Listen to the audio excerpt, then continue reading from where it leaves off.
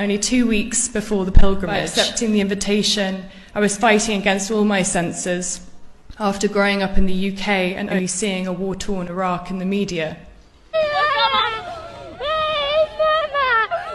I'd never visited the Middle East, and my family's experience of the Middle East extends to Lebanese wine. I'm a photojournalist. I'd been working for 3 years. I accepted to walk Arbaeen as it was the most positive, peaceful story about a misunderstood religion in a country and region that had been historically reported negative. I couldn't help but question how as many as 25 million pilgrims walked to Karbala over the course of 40 days in mourning for a man who died 1400 years ago, and it wasn't worthy of global attention. And even now, Arbaeen is almost unreported in the West. And so there I was, at Najaf airport, with a team of Iranian and Iraqi filmmakers preparing to make a documentary on Arbaeen. For 3 weeks, we walked Arbaeen via the quiet pathways in Hilla, along the Euphrates River, and towards the heart of Karbala, via what pilgrims fondly call the highway of love. I was moved by the compassion I personally encountered, and also between pilgrim to pilgrim, many of whom had flown from the US and Asia and UK. I was surprised to meet a woman who worked for HSBC in London. While meandering our way through these date palm forests towards our accommodation for the night, I've been informed that if you stay in the men's mokebs, you'll experience a strong symphony of snoring. But I can tell you in the women's mokebs, you have to be prepared for toddlers poking you awake and the sound of newborn babies crying. And in my case, I had aunties offering me food, readjusting my hijab, and asking me 20 times a day if I was married.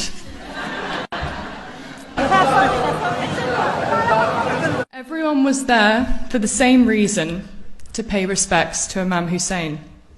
And yet we were all on different journeys. While I'm not Muslim, I found the message of Arbaeen at an enormously transitional point in my life.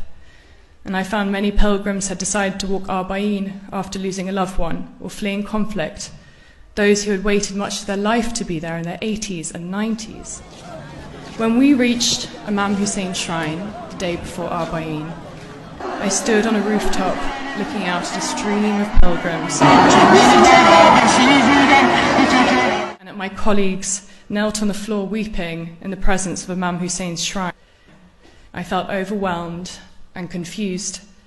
How could up to 25 million people walk every year and no one know about it? How could they mourn for Hussein as if he had just died that day? And how could one man unify so many people in one place and yet so few globally know about it?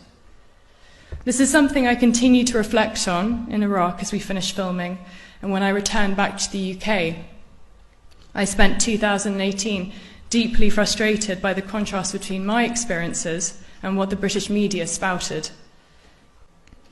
While Arbaeen is no doubt a time of deep mourning, there is so much joy to be found too.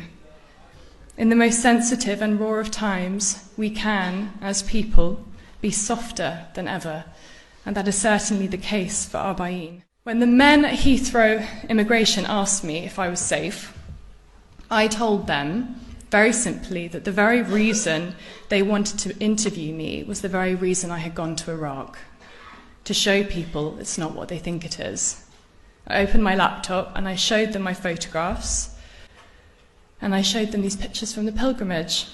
They started to ask me about Shia Islam and what Iraq was like, and in that moment, 3 non-Muslim male police officers apologized for making the assumption that I was in danger simply because I'd been in Iraq. We must collectively stand up on the right side of history, up against injustice, just as Imam Hussein did 1400 years ago. There's no more important message in my life to share than this.